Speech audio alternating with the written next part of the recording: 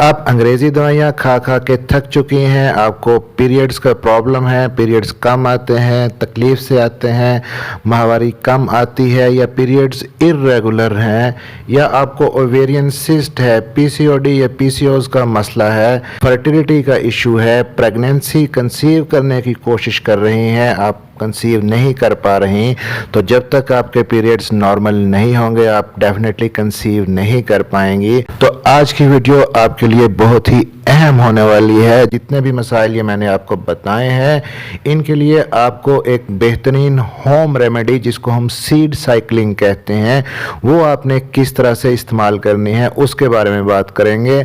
Aldous के medical science या research इस चीज़ को सपोर्ट नहीं करती, लेकिन बाज़ औक़ात बहुत दफ़ा बहुत चीज़ों पे जब एलोपैथिक मेडिसिन काम नहीं करती तो नेचुरोपैथी के अंदर बहुत कामयाब चीज़ें होती हैं। तो इस होम रेमेडी को इस्तेमाल करने में आपका कुछ पैसा भी खर्च नहीं होता, इंतहाई सस्ता सा इलाज है जो घर पे ही आप कर सकती हैं। तो सीड साइकिलिंग में आपको बेसिकली 4 चीज़ों के बीज यानी कि सीड्स खाने होते हैं और इसका फ़ायदा तभी हो सकता है जब आप इन सीड्स को सही तरीके से इस्तेमाल करती हैं, सही तरीके से खाती हैं। तो ये छोटी सी वीडियो आपके लिए बहुत ही यूज़फुल होगी, ध्यान से देखिएगा। मेरा नाम है डॉक्टर ताहिर और आप देख रहे हैं YouTube channel doctor helping health. इस चैनल पर जनरल हेल्थ इश्यूज़ के बारे में, मेल और फीमेल हेल्थ इश्यूज़ के बारे में और इसी तरह हमल से पहले के मसाइल, हमल के दौरान के और हमल के बाद के जितने मसाइल हैं उनके बारे में बहुत डिटेल्ड वीडियोस आपके लिए मौजूद हैं। तो चैनल को सब्सक्राइब ज़रूर कर लीजिएगा और बेल नोटिफिकेशन ऑन कर लीजिएगा ताकि नई आने वाली वीडियो आप तक पहुंच सके। तो इर्रेगुलर पीरियड्स के लिए, पीसीओडी के लिए, ओवेरियन सिस्ट के लिए और इनफर्टिलिटी के लिए जो कौन से 4 सीड्स आपने इस्तेमाल करने हैं वो हैं flax seeds, pumpkin seeds, sesame seeds और सनफ्लावर सीड्स। अगर उर्दू में बताऊं तो अलसी के बीज, कद्दू के बीज, तिल और सूरजमुखी के बीज। तो पीरियड के पहले 15 दिन आपको फ्लैक्स सीड्स और पंपकिन सीड्स इस्तेमाल करने हैं यानी अलसी के बीज और कद्दू के बीज। तो आपने खाने हैं 1 टेबल स्पून इसका, 1 खाने का चम्मच जो बड़ा खाने का चम्मच घर में होता है। और पीरियड के 16वें दिन से लेकर 30वें दिन तक आपको सनफ्लावर सीड्स और सिसमे सीड्स यानी कि सूरजमुखी के बीज और तिल खाने हैं, वो भी 1 टेबल स्पून खाना है। और इनको खाने का सही तरीक़ेकार क्या है ये भी बताता हूँ। साइकिल के पहले जो 15 दिन होते हैं उनको हम फॉलिकुलर फेज़ कहते हैं। इस फेज़ के अंदर ईस्ट्रोजन का बूस्ट चाहिए होता है फीमेल की बॉडी को, यानी कि ईस्ट्रोजन हार्मोन ज़्यादा चाहिए होता है। ये ईस्ट्रोजन हार्मोन फीमेल के अंदर अंडा बनाने में यानी कि एग बनाने में हेल्पफुल होता है। तो जब पहले 15 दिन आप अलसी के बीज और कद्दू के बीज इस्तेमाल करेंगी तो इन दोनों सीड्स के अंदर जिंक की काफ़ी मिकदार मौजूद होती है और ये जिंक ईस्ट्रोजन को बूस्ट करता है, ईस्ट्रोजन हार्मोन की प्रोडक्शन को बढ़ाता है। जब ईस्ट्रोजन हार्मोन ज़्यादा बनता है, ज़्यादा रिलीज़ होता है तो आपके अंदर एग भी सही तरीके से बनता है, मैच्योर भी सही तरीके से होता है और रिलीज़ भी सही तरीके से होता है और आपकी फर्टिलिटी को फ़ायदा देता है और प्रेगनेंसी कंसीव करने में आसानी होती है। और पीरियड के 16वें दिन से लेकर 30वें दिन तक आपको सनफ्लावर सीड्स और सिसमे सीड्स यानी कि सूरजमुखी के बीज और तिल खाने हैं 16वें दिन से लेकर 30वें दिन तक। इसको हम ल्यूटियल फेज़ कहते हैं। तो इस ल्यूटियल फेज़ के अंदर प्रोजेस्टेरॉन हार्मोन आपको ज़्यादा चाहिए होता है।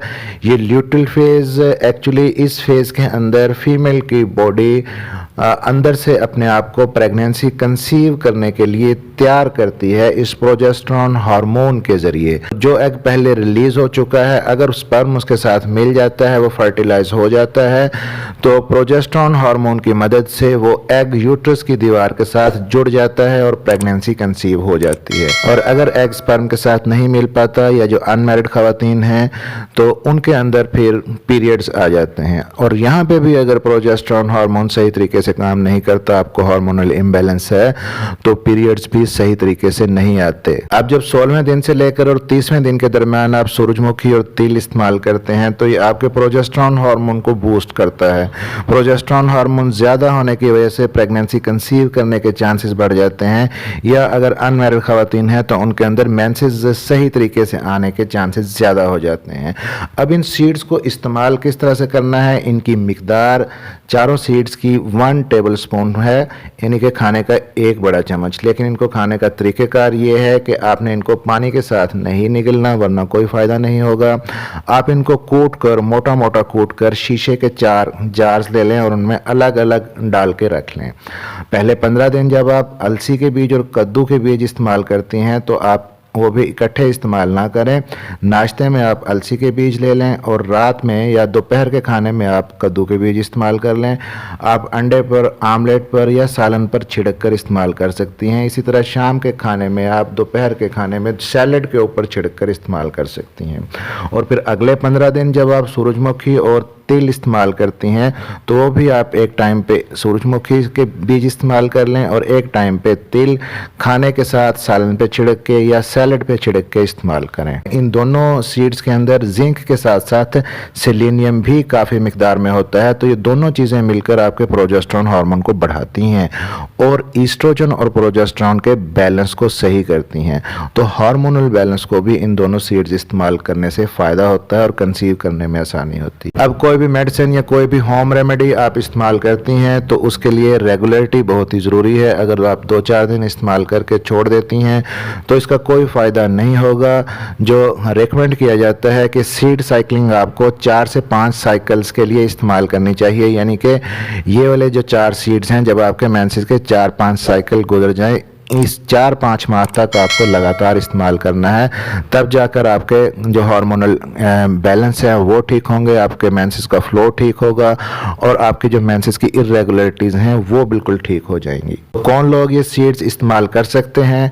अगर आप अनमैरिड हैं और आपको मेंसेस का प्रॉब्लम है, पीरियड कम आते हैं या पीरियड इरेगुलर हैं या पीरियड आने से पहले बहुत ज़्यादा पेन होता है या पीरियड के दौरान पेन होता है, तब भी आप इस्तेमाल कर सकती हैं। या अगर आप मैरिड हैं तब भी आप इस्तेमाल कर सकती हैं। या जिन लोगों को ब्लड फ्लो का मसला है, यानी पीरियड्स आते तो टाइम पे हैं लेकिन ब्लीडिंग कम होती है, तो वो भी इन सीड्स को इस्तेमाल कर सकती हैं। फिर हार्मोनल इम्बैलेंस अगर किसी को है तो वो भी इन सीड्स को इस्तेमाल कर सकती हैं। ओवरीज के अंदर सिस्ट बनी हुई हैं, PCOD है, तो वो भी इन सीड्स को इस्तेमाल कर सकती हैं। और अगर मेंसेस इर्रेगुलर हैं, साइकिल इर्रेगुलर है, मेंसेस टाइम पे नहीं आते, तो उन सूरतों में भी ये सीड्स साइकिलिंग आपके लिए इंतहाई फ़ायदेमंद है। और ये सीड्स किसको इस्तेमाल नहीं करने चाहिए? अगर आपको ब्लड प्रेशर का इशू है तब आप ये सीड्स इस्तेमाल ना करें, या हामला ख़वातीन अगर हैं तो वो भी ये सीड्स इस्तेमाल ना करें। आप अपना प्रेगनेंसी टेस्ट करते रहें, चेक करते रहें। ये ना हो कि आप प्रेगनेंसी टेस्ट पॉजिटिव हो, आप ये सीड्स इस्तेमाल कर रही हैं तो इनकी वजह से कुछ साइड इफ़ेक्ट या नुकसान हो सकता है। तो चैनल को सब्सक्राइब जरूर कर लीजिएगा और बेल नोटिफिकेशन ऑन करके ऑल पर प्रेस कर दें ताकि डॉक्टर हेल्पिंग हेल्थ की नई आने वाली वीडियो बआसानी आप तक पहुंच सके। मिलते हैं अगली किसी वीडियो में, तब तक के लिए अपना ख्याल रखिएगा।